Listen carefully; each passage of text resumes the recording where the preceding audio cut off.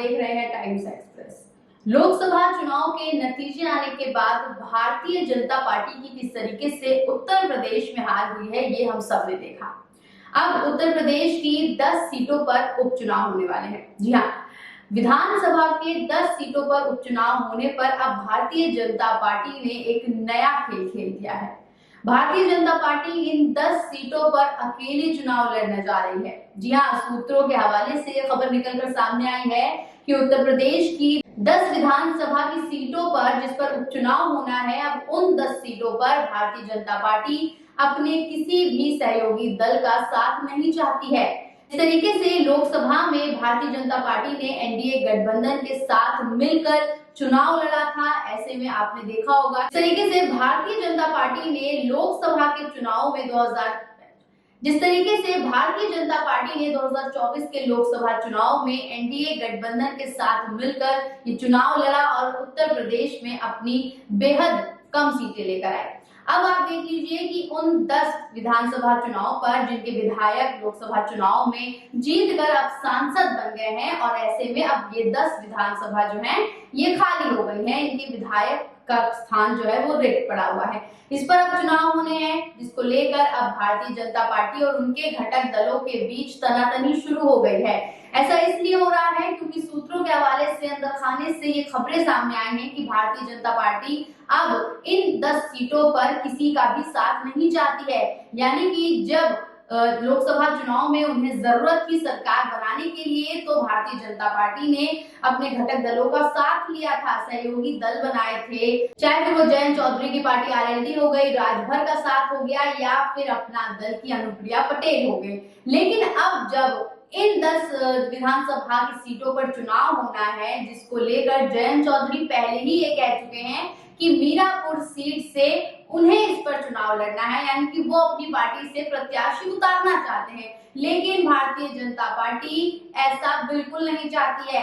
अब वो अपने जो सहयोगी दल हैं उनको दरकिनार करती हुई नजर आ रही है। यानी कि आप देख लीजिए कि जब जरूरत थी सरकार बनाने के लिए, तब भारतीय जनता पार्टी ने सबका साथ ले लिया था, और अब जब सरकार बन गई है तो अब भारतीय जनता पार्टी अपना असली चेहरा दिखा रही है और अपने सहयोगी दलों के साथ बेईमानी कर रही है, क्योंकि भारतीय जनता पार्टी एक भी सीट अपने सहयोगी दलों को नहीं देना चाह रही है। और ये खबर जो है सूत्रों के हवाले से अंदर खाने से निकलकर सामने आ रही है। अब आप यहाँ देख लीजिए कि मीरापुर सीट से पहले ही जो विधायक थे चंदन चौहान, वो आरएलडी से थे।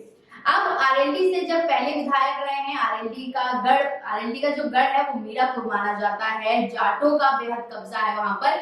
ऐसे में जयंत चौधरी ये चाहते हैं कि उन्हीं के पार्टी का कोई नेता जो है वहां से चुनाव लड़े, क्योंकि वो उनका गढ़ है और इससे उन्हें भी फायदा हो सकता है। लेकिन भारतीय जनता पार्टी ऐसा नहीं चाहती है।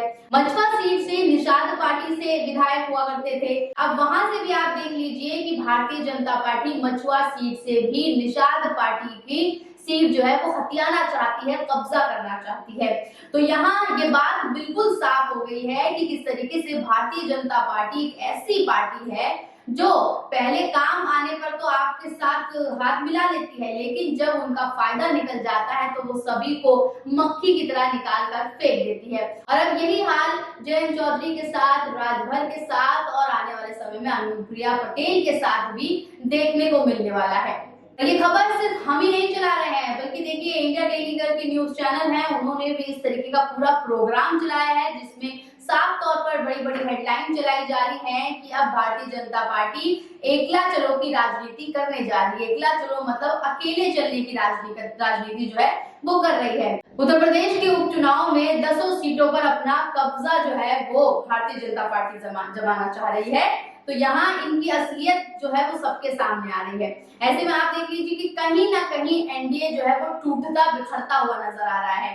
पहले ही भारतीय जनता पार्टी से जो है कई जो बड़े नेता हैं वो नाराज हैं, लेकिन अब जिस तरीके की हरकत भारतीय जनता पार्टी करने जा रही है वो बेहद खतरनाक है। ऐसे में जयंत चौधरी भी उनसे बेहद नाराज हो सकते हैं, राजभर भी नाराज हो सकते हैं और अनुप्रिया पटेल भी नाराज हो सकती हैं। ऐसे में ये कहना बिल्कुल भी गलत नहीं होगा कि किस तरीके से भारतीय जनता पार्टी अकेले चलने की जो ये राजनीति अपना रही है, कहीं वो अकेले ही ना रह जाए और सिर्फ उत्तर प्रदेश की ये 10 उपचुनाव की जो सीटें हैं इन पर कब्जा करने के लिए कहीं बीजेपी जो है वो एनडीए सरकार से हाथ ना धो बैठे, कहीं प्रधानमंत्री नरेंद्र मोदी की जो कुर्सी है वो ना चली जाए। कहां कहां जो है वो उपचुनाव होने हैं हम आपको उसका गणित समझा देते हैं और बता देते हैं कि कितनी सीटें जो हैं वो सपा के पास थी, कितनी भाजपा के पास और कितनी आरएलडी और राजभर के पास। यहाँ देखिए 10 सीटों पर जो है चुनाव होने हैं, जिसमें फूलपुर, खैर, गाजियाबाद, मछुआ, मीरापुर, मिल्कीपुर, करहल, कटहरी, कुंदकरी और सीसामऊ। अब इसमें से देख लीजिए कि भाजपा के पास पहले इनमें से 3 सीटें भारतीय जनता पार्टी के पास थी। एक सीट निषाद पार्टी के पास थी जिससे विधायक थे डॉक्टर विनोद कुमार बिंद। वही एक सीट यानी कि मीरापुर की जो सीट थी वो आरएलडी के पास थी जिससे विधायक थे चंदन चौहान। और बाकी की 5 सीटें यानी कि मिल्कीपुर, करहल, कटहरी, कुंदकरी और सीसामऊ जो है वो समाजवादी पार्टी के पास थी। अब समाजवादी पार्टी के पास 5 सीटें थी और बाकी की 5 सीटों पर भारतीय जनता पार्टी के गठबंधन की सीटें थी। यानी कि देख लीजिए जो 3 सीटें वो भारतीय जनता पार्टी के पास थी, एक आरएलडी के पास और एक निषाद पार्टी के पास। लेकिन अब इन 10 सीटों पर जो है वो भारतीय जनता पार्टी अपना कब्जा जमाना चाहती है। अब उन्होंने अपने घटक दलों को, सहयोगी दलों को बिल्कुल साइड कर दिया है, उन्हें पूछ नहीं रही है। तो आने वाले समय में ये कहना गलत नहीं होगा कि किस तरीके से भारतीय जनता पार्टी जो है वो एक एक करके सभी पार्टियों को तोड़ दे, क्योंकि भारतीय जनता पार्टी का ये पुराना इतिहास रहा है कि जिनके साथ भी उन्होंने अपना सहयोग बनाया है, समर्थन जिस पार्टी ने उन्हें दिया है वो पार्टी टूट गई है। उस पार्टी को तोड़ने में भारतीय जनता पार्टी का हाथ रहा है। ऐसे में ये कहना बिल्कुल गलत नहीं होगा कि आने वाले समय में एनडीए गठबंधन के साथ जितनी पार्टियां हैं, जो घटक दल हैं, उन्हें भारतीय जनता पार्टी तोड़े। तो अब आप देख लीजिएगा कि किस तरीके से भारतीय जनता पार्टी ने जो ये एकलो चलो की राजनीति शुरू कर दी है, इससे उन्हें फायदा मिलता है या नुकसान होता है।